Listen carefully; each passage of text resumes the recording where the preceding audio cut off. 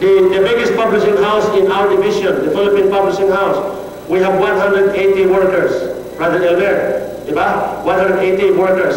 Apil ang mga kaswal ito sa publishing house. Pero kining Brazil Publishing House, abin nyo pinaka-employees, 450 employees. Ang truck sa gobyerno sa post office, mabisita 3 times a week sa pagkuha sa mga mails, sa subscribers sa mga magazine. Usa ka department sa kitawag na marketing department, telemarketing.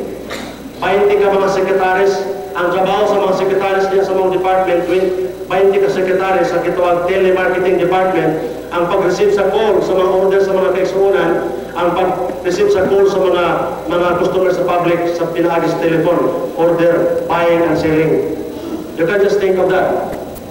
It's the biggest publishing house throughout the world. So, I decided to go to Brazil, to South America. Usa sa mga nasod sa South America is Brazil, Portuguese speaking. Gawa sa Brazil, pulos na mga Spanish, sama sa Zamboanga, sa Trabacano. Buenas noches, mga hermanos, mga senyor, senyoritas. Gawa sa Brazil, ang tanan mga nasod pulos na Spanish speaking. Kung sa agkarto na nato dito, nagawali ko sa Chile. After sa Brazil, I went to Chile, Spanish speaking. Ang ilang karatula, Adventista del Séptimo Día. Okay, karatula. It's not easy to recite this slogan unless you have the faith in God. Unless you feel that you are a missionary, not a mercenary. You can say this with all your heart if you believe that you are called by God as a missionary. Una vez culpador, once an LA, urag uban mga gahit man. Once a literature evangelist, always. Una vez literature evangelist. Basta makita tayo galing ko una vez, yun mo sempre sir, literature evangelist. Ginagaling ka ito ba kung siyempre kung nagkasalain na palitan. Tapos lain na imong trabaho. Kita galing ta sa baso ng dalan. Kumusta?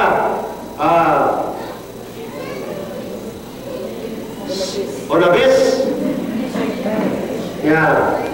Onabis na git siya. Di na siyempre ang tumagal. Onabis na git. Iwasan na yun. God forbid, brethren. God forbid. Once a literature evangelist, always a literature evangelist. Nothing less and nothing more and nothing else but literature evangelist. It's not easy to say that. By the grace of God, by the power of God, we can do that, mga kisunan. Para sa among nahapit na monitor sa mga Pastor Flores o sa banat na matubanan, we can say with all our hearts, we are reaching the finishing line. Abi ninyo mga pinalaga, mga kauban sa buhat, ining pagbuhat sa inli sama kini sa nagpangos o tubo. When you, the proper way of chewing the sugar cane is to start dito sa tumoy, tapang pa. Samtang maabot sa punuan na kaon sa mana, magkatangkis, sweeter as the years go by. Sorry, kung duha lang katuig mo, o sa katuig, tulong katuig, di mo na mo, sorry, tapang pa lang ang inyong natilawan. Wala pa mong katilaw sa tangkis, paingon sa pulungan. Pero sa pag-abot sa pulungan, inyong matagamtaman, ang katamis mag-isuunan sa puluhaton sa Diyos. Basta, once a colportor, always. Sempre colportor, yan. Once a literature evangelist, always a literature evangelist. What are you selling? You will tell me, Pastor Ben, we are selling books and magazines. But let me tell you this afternoon, literature evangelists are not selling this time. Kaya naghantag na kahimo commitment sa mga meeting, pero pagkahuman sa meeting, nahaluya gihapon. The secret of making a commitment is every day. We have to make a commitment every day. only for retirement, not only for benefits, not only for pension, but because of the precious souls for the kingdom of God, then you are on the right track and you are on the right commitment. O sa atong gihagyo karong hapon, kinsa nato mga leaders, unahon nato itong mga pangulo, mga kaigsuonan. But rest assured that in our prayers at home, in the office, we are praying for you. How many of you would promise that you will pray for us or leaders? Yes, you will. Kaya salamat. Doon na kayo mga kaigsuonan din, mga pinahanggat ang mga kaigsuonan, na nasa lingkuran ng karoon. Nalagabati na you're walking about the road of righteousness. As Pastor Flores, please bring us to the throne of God this afternoon as we renew our commitment as real evangelists and missionaries.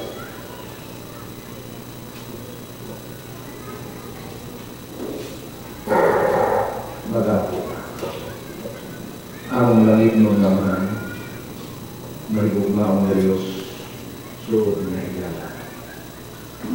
Imong mga katawan sa literature ministry, mga pangulo o mga literature evangelist din sa Western Mindanao Conference. Hindi nga nagkakatigong sa imong katawan ng karapat na kami may sugod na ulool sa imong trono sa grasya. Kung kayo gusto lang kung inoong na pagpuhod ka namin pakit sa adihat kanimo, pakipulong sa buhaton nimo, ug andam kami Ginoo nga musakubang sa unsa nga mga kaisdanan nga among pagkatubangon ug alam lamang ng uswa kanimo kausa dinhi nga dapit sa Western Mindanao. Kausa sa kamatuoran nga nasabtan sa tanan ng mga pangulo o mga lecture evangelist dinhi nga dapit. Na sila imong gitawag dili aron dili kami madakinas sa mga alagyanan namo sa imong pagbuhat sa imong buraton. Tungod kay kalibutan dadlog daghan nga mga pagsulay, daghan nga mga pintasyon, daghan nga mga invitation na usahay makapahinay sa buhat nga imong gitugyan namo. Kasubo namo adunay mga kauban namo na nagluya tungod kay apil sa mga negosyo sa kalibutan nga although dili dautan apan nakapahinay sa ilang kapanakuhan sa imong buraton. Usa kami niya din tanan karon nga tindog sa imong hangatubangan gikan sa mga pangulo para Joe Flores o sa duha ka manager Ginoo o ang tanan ng mga assistant publishing directors together sa tanan man mamumusta ka na tungkol kay wala kami nadala sa imong bilang mga among nandumon o tanaw sa unahan na dito sa ganitong kulianan ubay-ubay ang mga hamilig kala mga tabo na mo magpasalamat na mo ingon itwasyo o invited me. Salamat Ginoo. Dunay mga pagsulay ng mga iyan usahay, mga kaguya sa lawas ang ulan na mo usahay, makali mga aksidente sa dalamon ang upahan dunay mga parinti nung dahil dahil ka na mo sa pag-apil sa mga negosyo o mahinay ang pagbuhat sa lumato. Ayaw tubuti Ginoo nga mausap ang paglataw. Kamu na yung focus sa namang pananaw sa pagpagalit sa iyong buhat din sa iyo na. Kung tapos na yung buhat din sa iyo ka, ang lalitak is na ang muraihan. Kaya i-welcome kami sa mulang ito. Pastor Mahinay, ang Pastor Jekiri, ang Care Enterprise, o si Madam Shirley Sumila nga naghatag o tabang alang sa atong programa o kalampusan labi na usap sa presensya o panalangin ikan sa divisyon pinagi ni Pastor Ben R.P.P.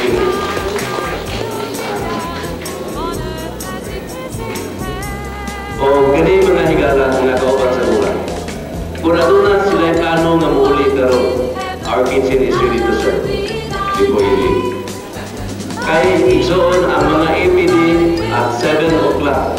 Magahimo sa sorbet, baptism sorbet, diya sa library. So probably mahumanta sa 10 o'clock ang ating sorbet. Usa kumangyo alang ka ng mga APD. Mauragi usa na ito kumulis din edukasyon ay reviewon ang atong performance sa tuwing 2018. Nagkakaig salamat. Kaya inyong presensya. Ayan. Maria Balasco. Banta, hinarap ka tanan, hinaot, higaya, magkita ta sa sunod, labin niyo kung atong selebrasyon sa kinaugan ni Akal sa Ginoo sa nato. Kung usa, daghang salamat po kami, thank you sa inyong kooperasyon.